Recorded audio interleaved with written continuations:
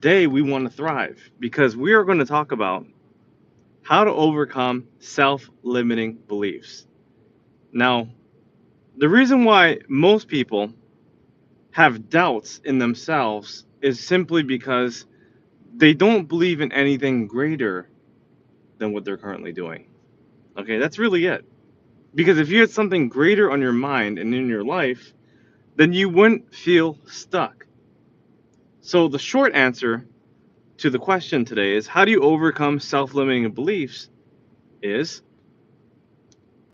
you have to believe in something that is greater than yourself, right? The only way to overcome self-limiting beliefs is to believe in something greater than yourself. You have to believe in something greater than you are.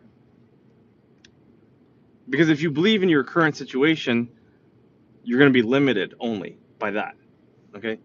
You're going to believe that it's the job that dictates your life. You're going to believe that it's the kids that dictate your life, or the wife, or the husband, or the circumstances, right? Your health condition, or your finances. It could be anything, right? And that's why you always hear people say, if I didn't have this, then I would do that. Um, we always hear this all the time, right? If I didn't have 4 or 5 kids, I would be way further, right? Or if I was born in this country, I would do exactly what they're doing. Or if I never got fired from that job, I would be a way greater person than I am right now, right? We always hear what I call and what many people call excuses, right? Alibis. They allow these false taglines to lead the narrative in their life. And it prohibits them from achieving everything that they were set out to do. Okay? We can accomplish so much more if we removed these self-limiting beliefs. Now, there are many beliefs that people have that slow them down. And some of the beliefs could be that people feel like they're too young. They feel like they're too old. They feel like they're too fat. They're too skinny. They live in the wrong place. They have the wrong job. They have the wrong skill set. They don't look good, or not. They're not pretty or handsome, or that they're short or that they're tall. And when you actually look at everything, everyone can claim these excuses, right? Because everyone is built differently. There's no perfect man except Jesus Christ. There's no perfect woman, right? So if you're built one way, right, you can easily claim a deficit instead of a benefit. But the key is to ask yourself, what are the things I do have, rather than dwelling on the things I don't have. And by the way, there's a lot of commotion here. You'll see some cops. I'm in a very busy zone right now. But I wanted to stop here to let you know that there's so much to think about here. Right? There's so much to consider and to realize, to discover, to overcome, right? Because a lot of times we think that it's the world against us.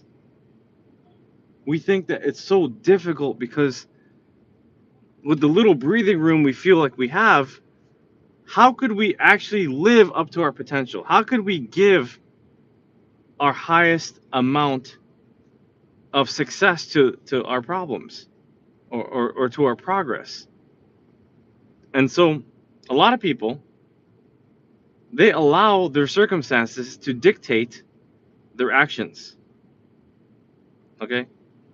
Dorothea Dixon is commenting below, and she is calling it the victim mentality. And a lot of people claim and they cling to the victim mentality. They can't do it because they're black. They can't do it because they're tall.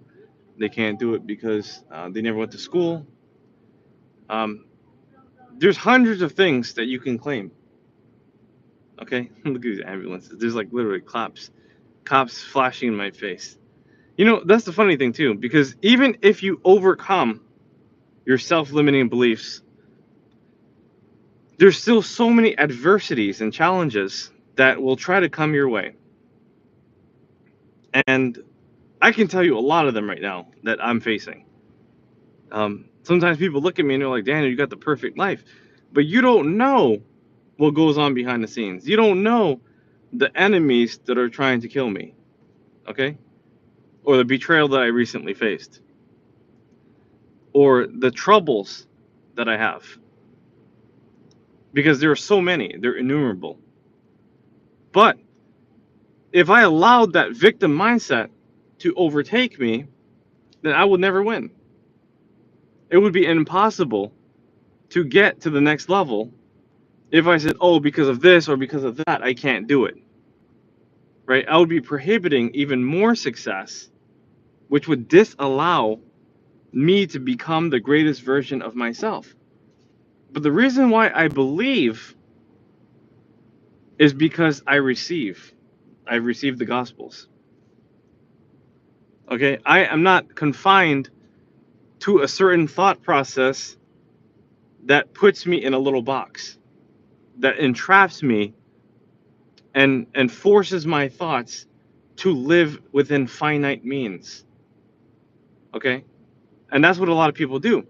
I've seen people, they went to jail for 10, 20, 30 years, and they come out strong because they didn't allow that physical confinement to stop their mental capacity. And I've seen people live in palaces. They have big business, and they can't leave one or two rooms because that's where they're stuck. Their mental capacity is confined to that little space that they have, even if it's within a big house or big business or big headquarters. In fact, I was talking to a CEO one time of a huge company, and he said, man, I can't leave my desk. He's like, my office is huge, like 5 times bigger than most people's bedrooms. But he felt stuck because he had permanently resolved in his mind that the only way that he can achieve success is if he's working at his desk literally all the time, reading reports, making decisions, sending out emails, making phone calls, meeting with people. And he said he only went on the floor like maybe an hour a week. That was like the furthest he got. And he felt trapped, even though he was making a lot of money, even though he had a lifetime of benefits, even though a lot of people would say, looking from the outside looking in, they would say, this guy has made it. He's like the highest, right? He's making millions. But we have to realize that our minds allow us to travel the distance that we want it to go. All right, somebody write that to me. Our minds allow us to travel the distance that we allow it to go. We're not confined to our circumstances. If anything, our circumstances are confined to us and what we say it to be. There's a lot of people, another example, is they have a lot of money, but they don't know how to spend it. They don't know how to use it.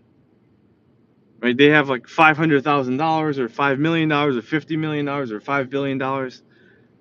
But they only go to the same restaurants. They only go to the same places. They only talk to the same people. They are trapped within their own way of thinking because they cannot look outside of what they know. And there's other people, they have $5 and they can have a grand day in their own house, so they can go travel and do freebie activities, and they can be as free as a bird. So it's not that money gives you freedom, but freedom gives you money. It gives you more than money. Okay? It gives you lifestyle. It gives you the ability to enjoy yourself. A lot of people don't have peace, and it's not because they don't have time, money, or energy. All right, these 3 things are the most critical. But peace of mind is more important sometimes, because you can have money, you can have time, you can have energy, but if you feel stuck, right? There's many times where I know people are stuck in their conflicts. They can't go anywhere. They can't do anything. They're just like, I don't know what to think. I don't know what to do. And they have a wife, they have a kid, they have, they have everything, but they don't know how to move and plan and coordinate and act on what they know. Okay, they have prohibited themselves because of how they fashioned their thoughts and their way of understanding things. So, how do you overcome self-limiting beliefs? If you're tuning in now, the only way to overcome self-limiting beliefs is to believe in something greater than yourself. Okay? Um, Sometimes people believe in something greater than themselves in the capacity of a job. That's usually where most people are able to fix their faith. Okay? Because they only see that money is the way to give them the time, the energy, and the resources to enjoy the vicinity that they've established for themselves. Okay? They've set up this mental construct where if I go in 40 hours, I'll get 40 hours to enjoy for myself. That's what they think. All right? They'll get 8 hours on Saturday, 8 hours on Sunday, and 4 or 5 or 6 hours on the weekdays. And they believe that deep down. Okay? They know that if they give that much time, if they give half their week to their job, they'll have half the week to themselves. But is that the biggest way you can think? Of course not. Now, there's people who add on to that, right? They have their job and then they put their family first. Okay? This is the second tier of belief. Okay? When you start to believe in something bigger than yourself. The first level is your job. The second is job and family. Because now you have your family and it goes, you have struggles at your job, and if you lose your job, your family's there. Your family's always there. Right? That's what people think. That's what they know. That's how they set up their mental construct. And that's what they believe. That's who they really want to be. That's who they are. But what happens when that fails, right? What happens when you achieve success in your job, then you go to your family, but then you're sitting there, you're in Disney World, or you're at Hershey Park, or you're at the Super Bowl game or the big championship, and then you feel that moment of discontent, right? You even have your own cinema with all 30 seats filled, and then you're just sitting there, but deep down you're still not happy. All right? These are for people who put their faith in things, in people, and positions. But then there's a third tier, and some of you guys know what I'm talking about. You put your faith in something greater than yourself, besides your job, besides your family, but also your community. All right, that's the third level, your community. Because now it's not just about your job. Now it's not about your family. You take care of these things. But now you're serving your community, right? Whether you're helping the helpless, or you're building something of great purpose, or you're doing something that goes far beyond your own actual efforts because you're now collaborating with other people to deliver those results. What happens then? Are you still fulfilled? Have you made it? And the answer is no. You haven't made it, because now that you have your job, now that you have your family, now that you have your community, everyone can still be happy, but then you're still thinking, there's got to be more. I don't feel like this is like the ultimate success that I can achieve. Because then you see problems within that community, and you see the potential within that community, and you know that there's so much more that can be done to elevate that community, but not only that community, but other communities outside of that community. Okay? Hope I'm not getting too deep on you guys. Okay, we just went from putting things higher than ourselves in priority, right? So it's the job plus family, number 2, job plus family plus community, number 3, and you could even say job plus family plus communities. But then what happens after that? What happens when you finally reached that conclusion that feeding these communities is not satisfying your soul? What's the next thing? Well, if you even are lucky to get that far, because you have to think really big to get that far, to actually get that far. I'm not saying you have to serve the biggest community, but you have to serve your community in such a way where you get the respect, you get the admiration, right? You get the whole feeling that people get when they serve their community. They feel, like they're like a god, like they're a saint, like they are They are like put on the pedestal. All right, that's where a lot of people actually want to be. They think that that's like their highest level of success. That's where they feel like is the epitome of the mountaintop, right? That's their climax. Okay, but what goes beyond that? All right, so family, job, family, community or communities, and then finally God.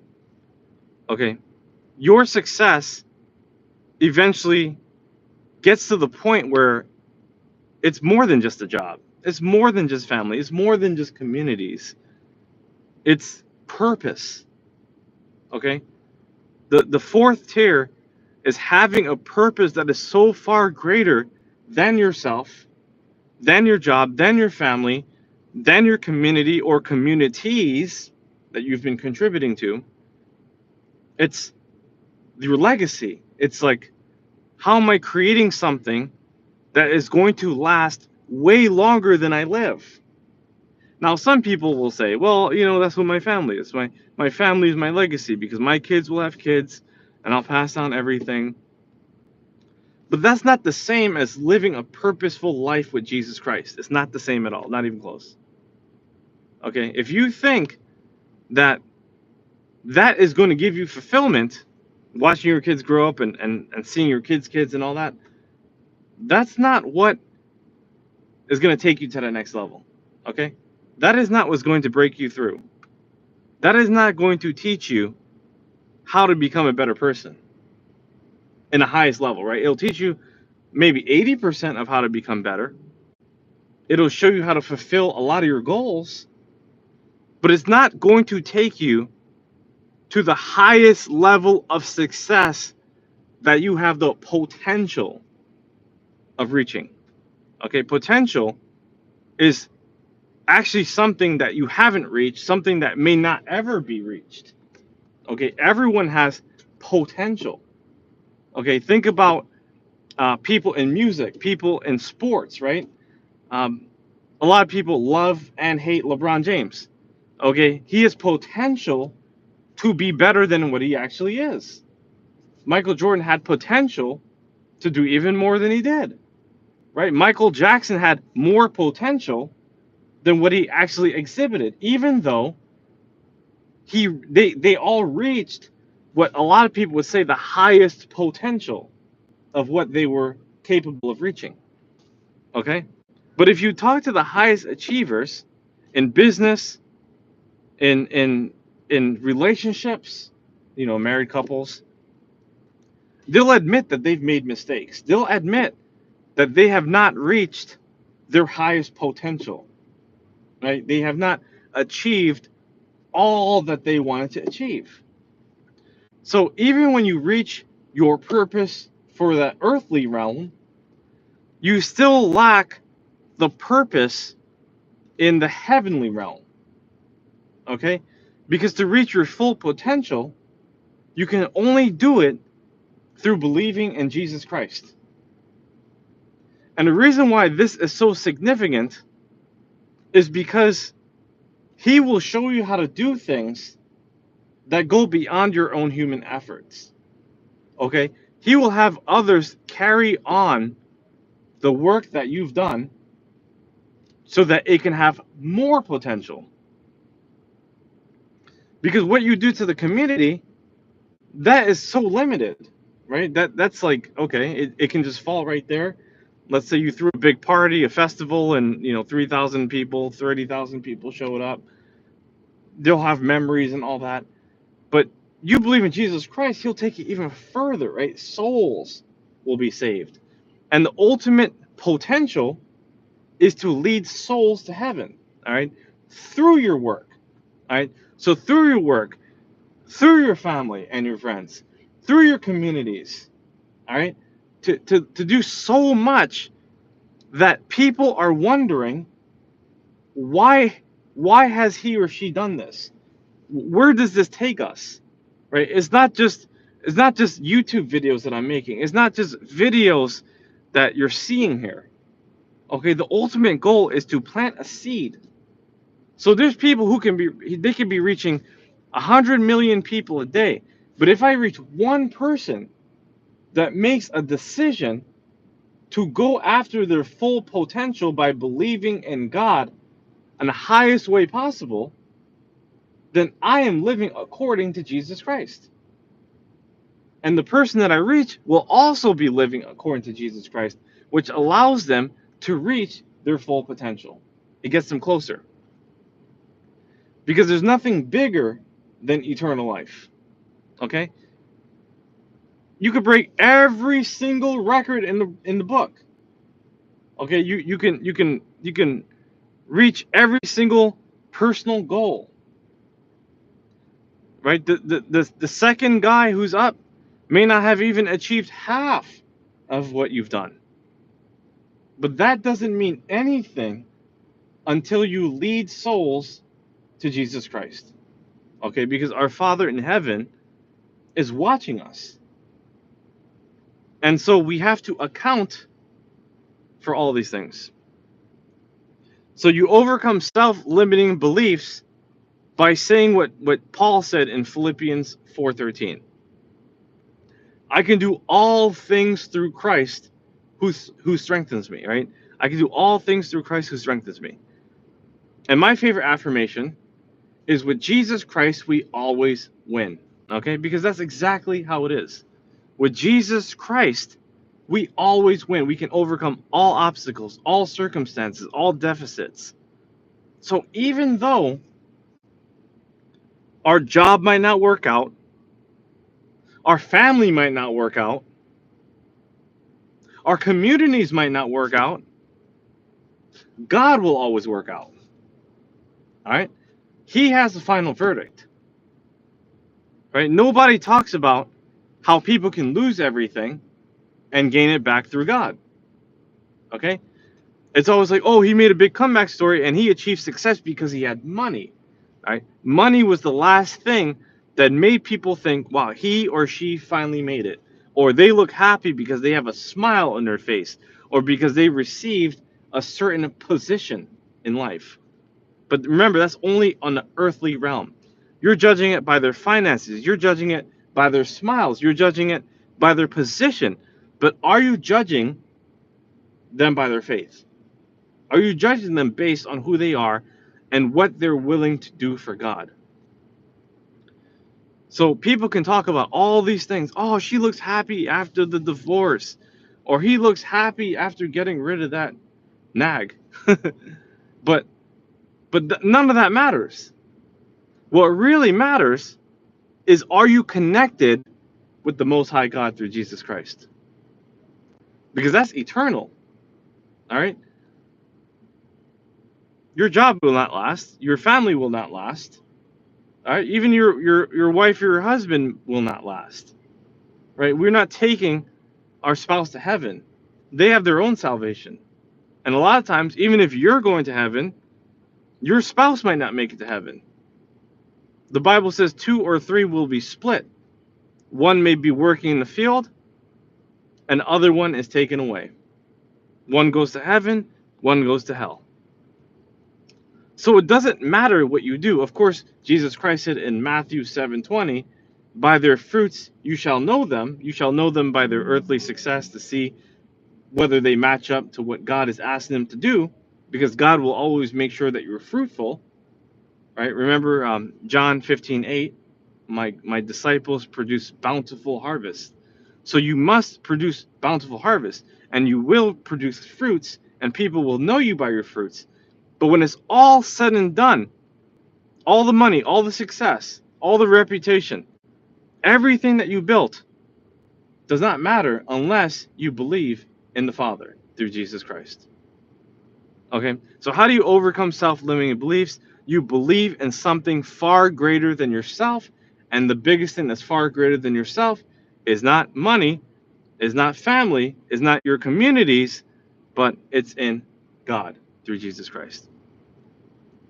Now, when you believe in him, he will never let you down. How do I know? Well, this last week I experienced a massive miracle. I've experienced many miracles before. But I was sitting there and I was in a hopeless position, okay? Even at my standard, it was so hopeless that I'm like, there's nothing I can do. So I get a nice uh, a cup, a nice glass cup, put some ice in it, poured some grape juice, mixed it with water, make sure it's not too sweet. And I sat there and I thought,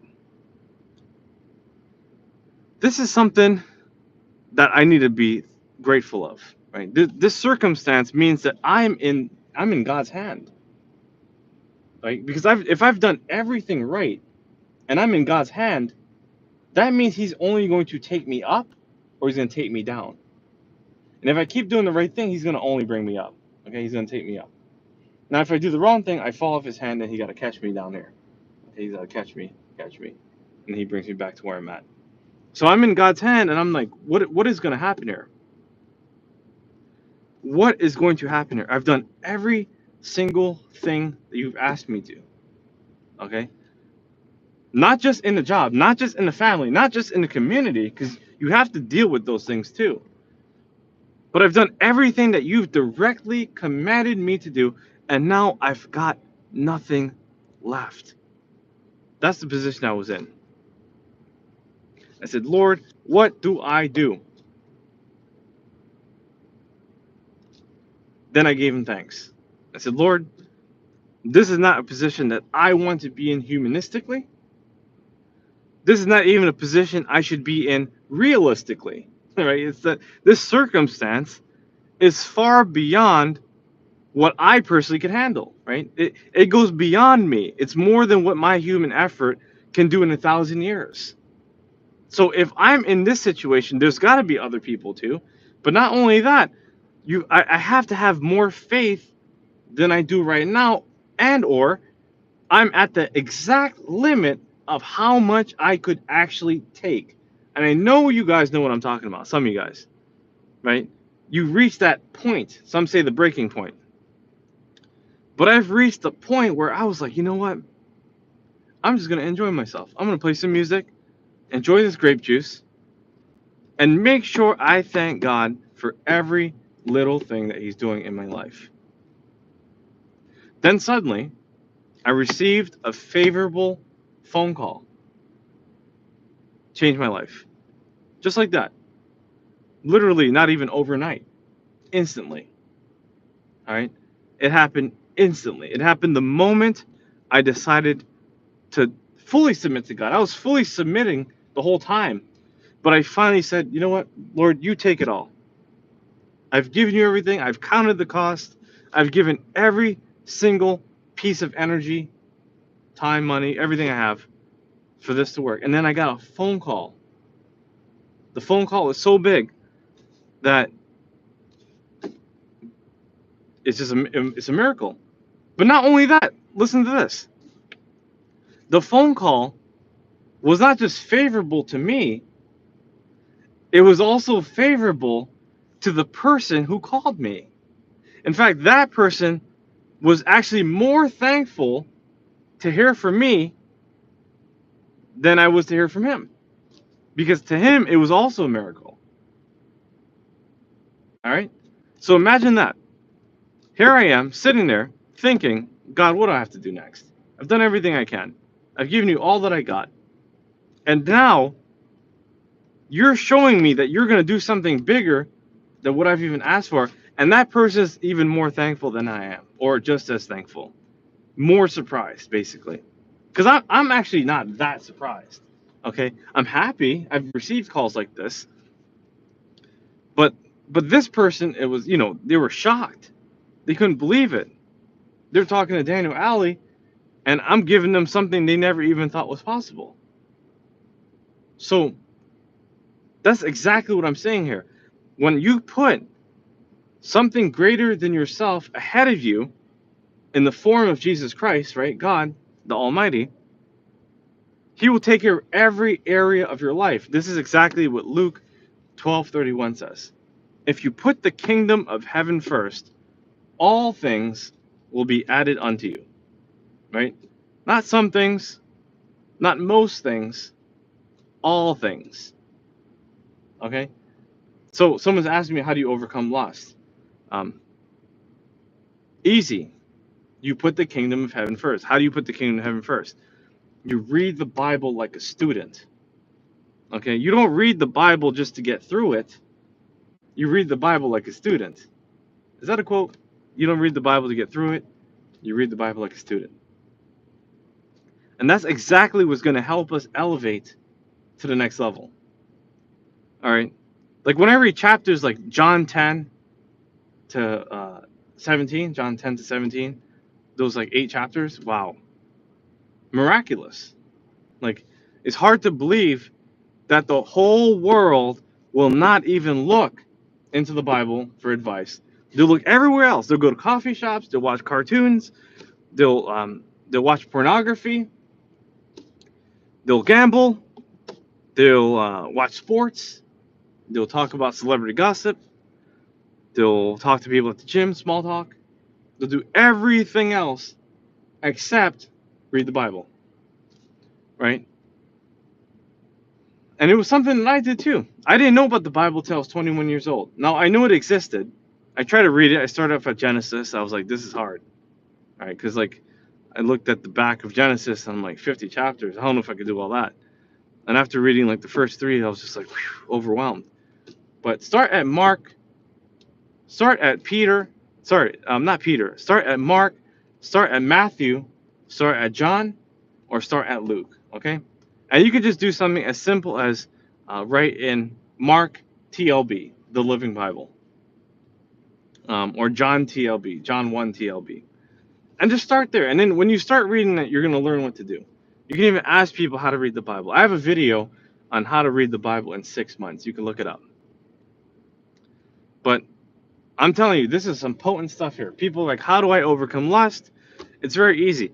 When you focus on something bigger than yourself, because lust, it's self, you have to satisfy your needs, then you cannot overcome that need because you're not focused on something greater than you.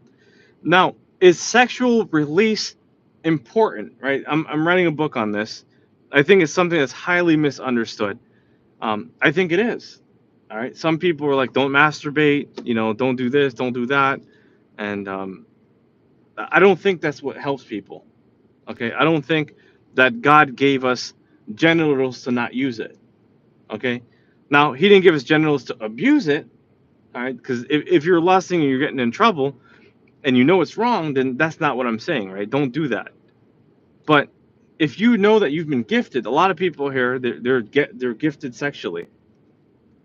If you're gifted sexually, then you have to know what your limits are, and you have to know what it is you have to do and also what you have to avoid, because you do need release. Just like there's times where you need water, you have to drink water, you have to urinate, right? You have to sleep, right? So taking care of your sexual needs is actually a biological function of who you are. Okay? And I don't care what anybody says. I don't care if they're a sexologist. I don't care if they're a preacher. I don't care if they are someone that thinks they know or have graduated somewhere. It doesn't matter. Psychologist. I was talking to psychologists and they said men don't have to ejaculate. And I was looking at her. I'm like, how do you know men don't have to ejaculate? It's a whole different subject. But I'm just saying, like, we have to understand that there's biological needs that must be met. Okay, I could easily say you don't have to work out. You don't have to work out. Well, you don't have to work out, okay? But it is conducive to your body in order for you to grow as a person, that working out, exercising, if you're healthy, 3 to 5 times a week will help elevate your spirits, will build a stronger body, and will allow you to do way more in your life than you ever could have done before, right? So you have to find what you need in your life, okay? Some people are not liberated because, like I said, they're trapped in that box. They have self-limiting beliefs because they are limiting themselves to what they can and can't enjoy. And some people don't realize that they can do way more than they currently are. You can travel to another state or city or country this week, next month, next year. You can do it, okay? You don't have to, oh, I don't have this, and I got to renew my passport, and self-limiting beliefs, all right? Here's what I tell people: ask God if it's possible. All right. If you say, I don't know if I can do it, well, why don't you ask God first? Lord, is it possible that I can do this? Lord, is it possible that you want me to have a better car than I do? Is it possible that you want me to move out of the hood? Is it possible that you want me to elevate and get a better job? Is it possible that you want me to be married to a beautiful woman or a handsome man? Is it possible that you want me to live a better life than I currently do? Okay? Don't say I don't think it's possible, or I don't deserve it, or I'm never going to get it. Right? Those are self-limiting beliefs. Well, I can't do it because I'm too old. I can't do it because I'm white. I can't do it because I'm short. No, man. That's not how this works. Okay? If you keep discriminating against yourself, everybody is going to discriminate against you. All right? Quote that, somebody. If you keep discriminating against yourself, other people are going to start discriminating against you. And I was taught to believe, personally, that I live in a certain world with certain rules, and if I go outside of those rules, then I am never going to make it in life. Example, if I don't go to college and graduate and learn certain things from certain people, then I'm going to be stuck and I'm never going to make it. Well, guess what? I've been an entrepreneur for so many years now, and I've completely went against that advice, and I've made it more than I ever thought possible. Okay? So I'm not going to believe, don't just believe the elders, don't just believe the teachers, don't just believe your aunts and uncles and parents and grandparents just because they're giving you advice of what worked in the 70s or 80s or 90s or early 2000s. Okay? Those self-limiting beliefs are their beliefs. They're not your beliefs. Okay? And don't believe someone just because you have a good relationship with them. All right? Just because you have a good relationship with someone does not mean they're an expert.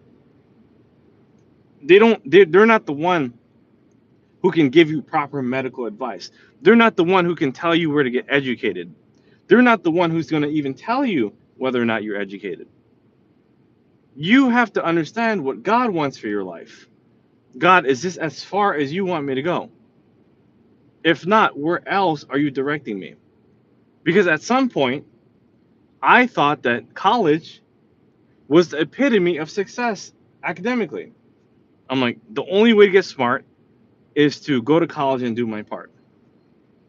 And then I got to a certain point where I realized, man, that's not it. But then I asked God, what do I do next? Where do I go? And he said, you got to read not only the Bible, but also a series of books. In the first year of my development, okay, I was 21, turning 22. I read over 100 books that year. Then I did it consecutively the next year. And after a couple hundred books, I'm just like, man, I know what to do now. I know exactly what to do. I've read over 1,000 books in my life. And I learned, I'm like, this is what you got to do. All right. Most people never even read a book in their life. I was talking to someone about reading self-help books, and they're like, oh, that's for people who don't know what to do. I'm like, here's someone telling me that they don't want to read self-help books, but they're making $15 an hour. All right. Most people don't like self-help books. All right. And then there's another section of people that are addicted to them. And that's all they do. And they never achieve success because they don't actually take the advice. So there's a lot of people who are saying things or thinking things. In fact, most people are delusional. All right. Most people have a completely different way of seeing things that are only fitting their construct of thinking. All right. They're only limited to what they believe. So they think that you believe those things, and so they'll tell you those same things with great conviction, and they'll say, I don't like the president because of, or I don't like this ball club team because of, and I don't like this type of music because of. And some people are so limited that they think that you're supposed to believe exactly as they do. And that's why sometimes it's hard to make friends. Sometimes that's what's hard to date. Because if you're someone who can think for yourself, and you bring a lot to the table, especially intellectually and spiritually, you're going to meet a lot of people who have self-limiting beliefs, right? 99.9% of people have a slew of self-limiting beliefs. I'm talking about 20, 30, 40, 50 self-limiting beliefs that are going to completely prohibit them from achieving any type of success. Okay, like I said, they'll only have job success, or they'll only have family success, let alone like they won't even touch community. They won't even get to communities. They'll be able to contribute a little sometimes to communities because they might be able to, but they're not going to be able to have like that full impact. And then if even if they do that, like I said, they're still lost. All right. I used to go to this organization for years actually. Well, not years, but like 3 years. And I sought like I sought the answers there. I was looking for it when I first started, and I was like, where, what are the answers here? Like the people within these communities have achieved the highest, but I realized they were still unfulfilled. Now when I study them, I'm like, these guys have gone nowhere. They're not even close to. I thought I wanted to be like them, but now I study them like I would never want to be like that, right? Because I was limited in that time to my thought of being as big as I could, which was in the capacity that I saw they were at. But now I removed that self-limiting belief. All right. I don't want to be like that. In fact, I don't want to be like anyone else except the highest version of myself. Okay. I only want to be the greatest person of who God wants me to be. Okay. I don't want to be like anyone else. I don't want to be like them. I don't want to be like anyone else who's died, anyone else who's at the top of their game right now. There's some characteristics that I admire, but that is not my ultimate desire, okay? And it's not where I'm going to be 20, 30, 40, 50 years from now, nor even do I want to be 50 years after my death. In my mind, the way I think, there's no one who's going to be more successful than me in the way that God has instructed me, right? I'm already a pioneer in my industry, all right? Like, for instance, one week I shot 150 videos. I wrote like 50 articles. I coached all these people, and I wrote 3 books in one week. Not even including all the business I had to do and the challenges that I faced, and also the workouts and family time and so forth. And that's just the minimum. That's like that's a normal Daniel Alley week. And some people that they never even do that in their whole lifetime. There's like 1,000 people, 10,000 people that haven't done that in their lifetime combined. I'm not bragging. I'm just telling you, you can't compare yourself to other people. You can't compare yourself to someone's limiting beliefs and say, oh, they have the record. Well, first of all, do you even want that record? Do you even want that degree? Or do you only want that degree because that's what other people are pursuing in their life? Do you only want, like, people only want to make $1 million? Why don't you want $2 million? Why don't you want $900,000? This whole $1 million thing is like what people think it's the ultimate goal.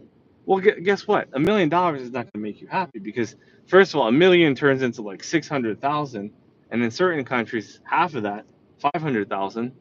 And then once you make that much money, you just want to buy things. So a $500,000 house in a first world country is like, that's a decent house, but it's not like the ultimate house.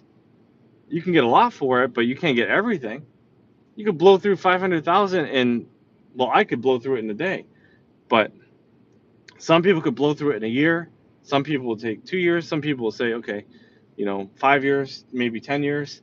You gotta live really cheap to go through 500K in 10 years. But even if you got that tax free, the bottom line is like it's still not a lot of money. Like when I made my first $1 million, I cried. Not because it was so much, but because it was so little. Like I thought it was going to be more than this, And years before, I would have been like, "Oh yeah, it's a lot," because it was a lot. But after all the expenses and all the things that I had to take care of, like payroll and advertising and making sure taxes were paid and just all the things I need for my business, it was nothing. It was just like boom. After $1 million, I probably only had like 50,000 left. Then you got to invest that because you can't have that sitting in the bank. So are you really enjoying $1 million? Even if you have $10 million, people are like, I'm so free. I have $10 million, or I have $100 million, or I have $10 billion. No, it's actually the opposite. You are actually more enslaved because you have to give back to the communities and to God, more importantly, all that money that He gave you responsibility over. So people think, okay, now I'm off. I'm good. I got money. Or you can get a hot girlfriend or a hot boyfriend. Okay? You have a hot woman, you have a hot man on your side. Well, guess what? You got to protect them, right? They're going to be desired everywhere you go.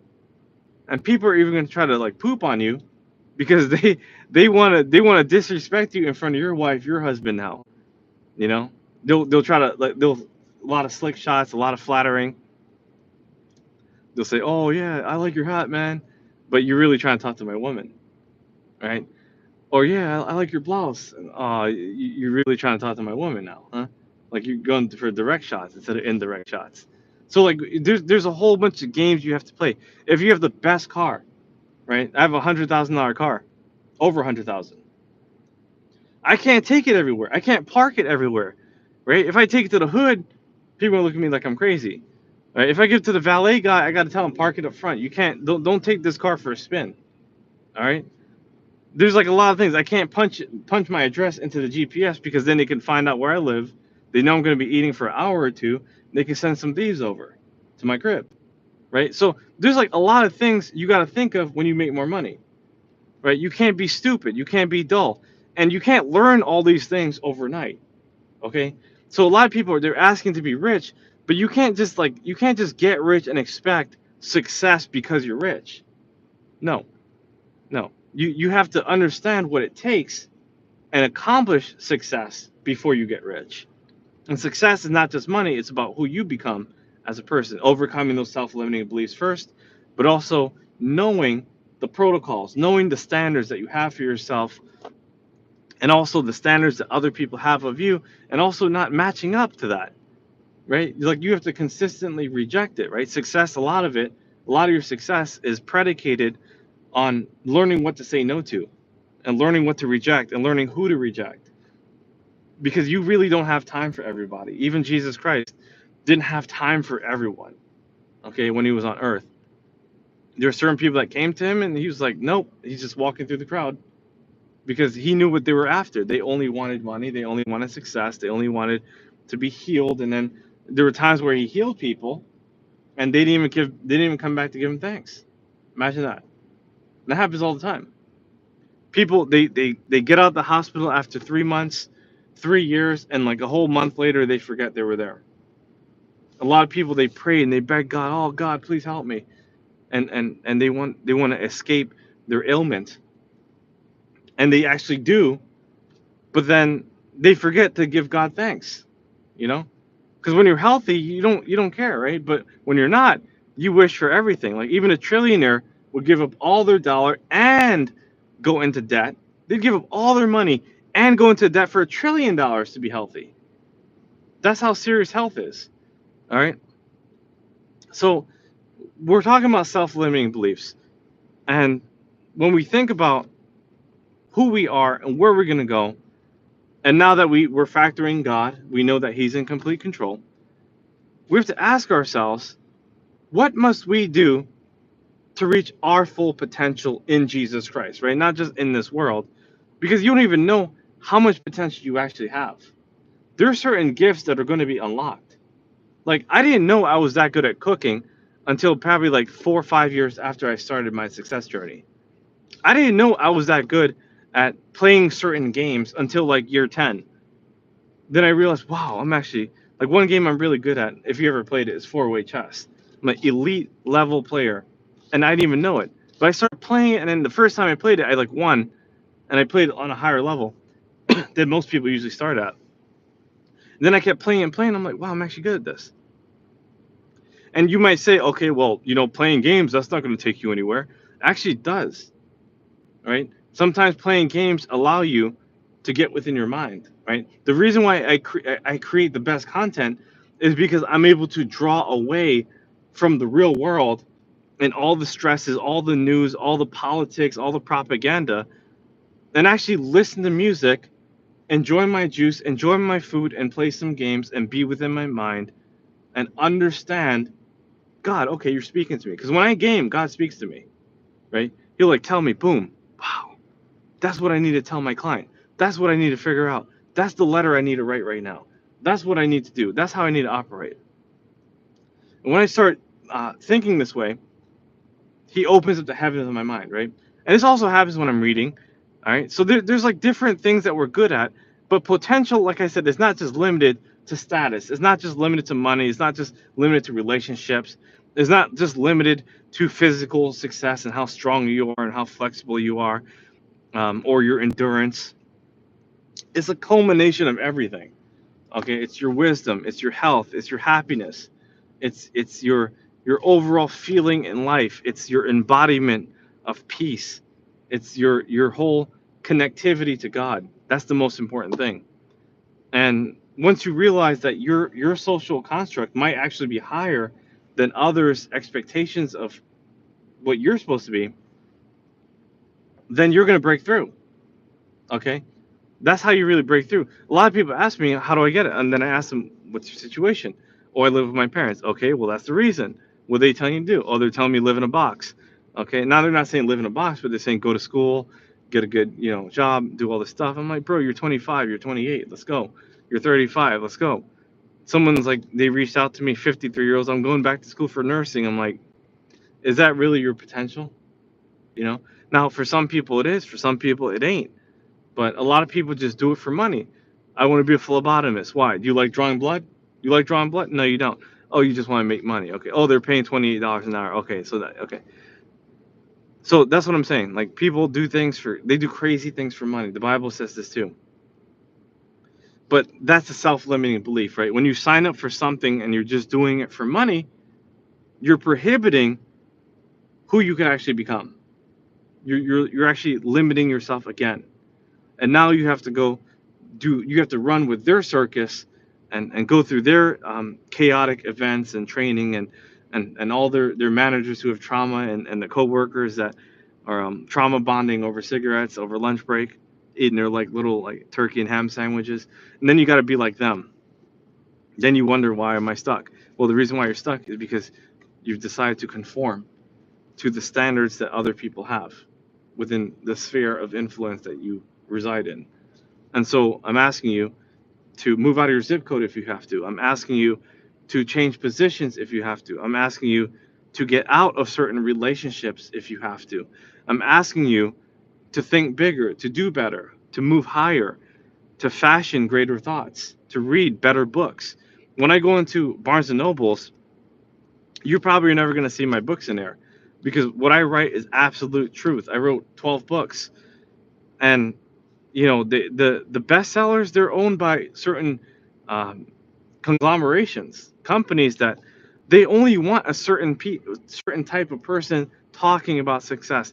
The devil does not want someone like Daniel Alley getting into Barnes and Nobles or ranking higher on Amazon or even on YouTube or Instagram. Right? The enemy, remember John 10:10, comes to kill, steal, and destroy. He wants to kill, steal, and destroy all the things. So he puts up false notions of success, and he picks whoever people think will catch on to. And then there's also new people, then there's also old people who've been doing it for a long time that have trust within the marketplace. But when you go to Barnes and Nobles or any bookstore like that for that matter, you're only going to see what's popular based on the self-limiting beliefs of the corporation, of the people, of the writers, of whoever is curating these projects, right? And whoever believes in that will have eternal death, basically, because they're going to read a book and they're going to be, oh yeah, Now I know some people might be like, oh well, Napoleon Hill's in there, and all. Okay, of course they're going to be classics. They have to throw in classics because they know that's what people catch on to. But look at the new stuff, and you're not going to find people who write better books than me. You're not going to find people that give a better live stream. You're not going to find better people who are going to give you better posts on Instagram and YouTube, or who give you better videos and training and coaching. You're just not going to find it. You're not going to find someone who has more quotes than me, ever, of all time. And I said this before, but I have more quotes than all the people put together. Einstein, Twain, read my next upcoming books, and you're going to know it's true. Like, nobody has taught success in the way that Daniel Alley has. The only exceptions are Jesus Christ, Solomon, and Paul the Apostle.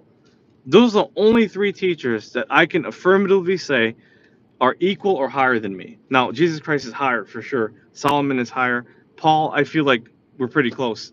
But there's no one you're gonna say, wow, their teachings are significantly better, and especially in today's world. Okay, I'm telling you the truth. So read my books if you can. Make sure to visit www.danielalley.com, DANIELALLY.com, and write me an email at info@danielalley.com or mrdanielalley@gmail.com, mrdanielalley.com. But you guys know what to do. Anyways, I gotta run, literally run, about to go do 5 or 6 miles. Um, get into shape, as I'm already in shape, but after a day you kind of lose your shape, so you gotta get back into shape. So gonna be in tip-top shape, the shape that I want to be in, not the shape that my fellow constructs have declared. Some people are like, oh, you're only if you have abs you're in shape, or only if you have this you're in shape. You're not everyone has the same body type. Not everyone is built the same way. All right, you can. I'm not saying go be fat or be skinny or you have to be this, but whatever God tells you to be, that's what you got to be. For me, some people might look at me and they're like, oh, you're not the best athlete. Some people ask me, do I even work out? And other people are like, yo, bro, you're like the strongest man I ever met, because I literally like lift 2-3 times more than most men. So people look and they're like, oh, because you don't, there's some people, they might have like more defined abs than me, but they are like half, sometimes 3, 4, 5 times weaker than me in their core, in their abdomen region. I'm not saying that to brag at all, but I'm just saying that to show you how people think, right? There's some people, they walk in with way more jewelry, way more clothing, way more credit cards, and people think, oh, they're richer. They're not richer, right? Sometimes they just have more of what seems to make them look like they're richer. Sometimes someone can have a car that's 30,000 paid off versus someone who has a car 50,000 all in debt. And a person with 30,000 could be worth 100 million, and a person with 50,000 could be worth negative 500,000. So we have to think differently. And of course, I'm not going to be able to convince everyone collectively, because there's only so many people that are actually looking for truth. But for those who are, and those who understand, you're going to know, like, yo, the world, I got to see it a little differently, right? Not everything you hear, not everything you see, not everything that is promoted out there is true. You got to understand what you believe, what you think, and where you need to go in your life. And when you do, God will promote you to the highest level. All right, guys, this is Daniel Alley. I appreciate talking to you. Big things coming your way. God bless you. Remember, Jesus Christ is Lord. And finally, the only way to overcome self-limiting beliefs is to believe in something greater than yourself, notably God the Father, through his Son, Jesus Christ. And when you do, you're going to achieve all the success you ever could have wanted and more. And you're going to help others too, and they will also receive eternal life because of the fruits and the seeds that you planted and the fruits that you deliver. So appreciate you guys. Take care. Much love. And if you have any questions, just write me info@danielalley.com. I'll see you guys next time. Big things coming your way. And I got a lot more coming, so pay attention. All right. danielalley.com. See you guys soon. Bye-bye.